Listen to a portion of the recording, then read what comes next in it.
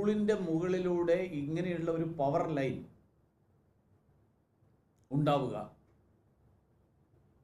9 വർഷമായിട്ട് ഇങ്ങനെയൊരു ഷെഡ് അവിടെ ഉണ്ടാവുക, ഇത് ജാഗ്രതയില്ലായ്മ കൊണ്ടാണ്.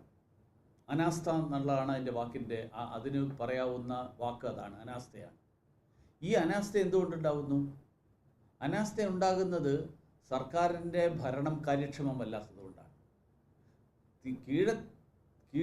താഴെത്തട്ടിലുള്ള ഉദ്യോഗസ്ഥന്മാർ തെറ്റ് ചെയ്തു കഴിഞ്ഞാൽ ആ തെറ്റ് കണ്ടുപിടിക്കപ്പെടും, ആ തെറ്റിന് ശിക്ഷയുണ്ടാകും എന്നുള്ള ഭയമില്ലാതാകുമ്പോൾ താഴെ സംവിധാനങ്ങൾ വളരെ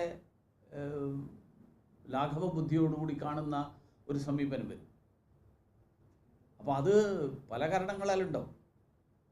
ഒന്ന്, മുകളിലിരിക്കുന്ന ആൾക്കാർ ഇനി എത്ര കാലം ഉണ്ടാവുമെന്ന് ഉറപ്പില്ലാത്തത് കൊണ്ടുണ്ടാവും. ഇത് സർക്കാരുകളുടെ അവസാന കാലഘട്ടത്തിൽ സർക്കാരുകളുടെ സ്ഥിരതയെ സംബന്ധിച്ചിട്ടുള്ള സംശയങ്ങൾ ഉണ്ടാകുമ്പോഴും ഉദ്യോഗസ്ഥന്മാരിൽ ഉണ്ടാകുന്ന ഒരു സ്വാഭാവിക പ്രതികരണവും ആവാം. ഇനി എന്ത് നടക്കാനാ എന്നൊക്കെയുള്ള സമീപനം.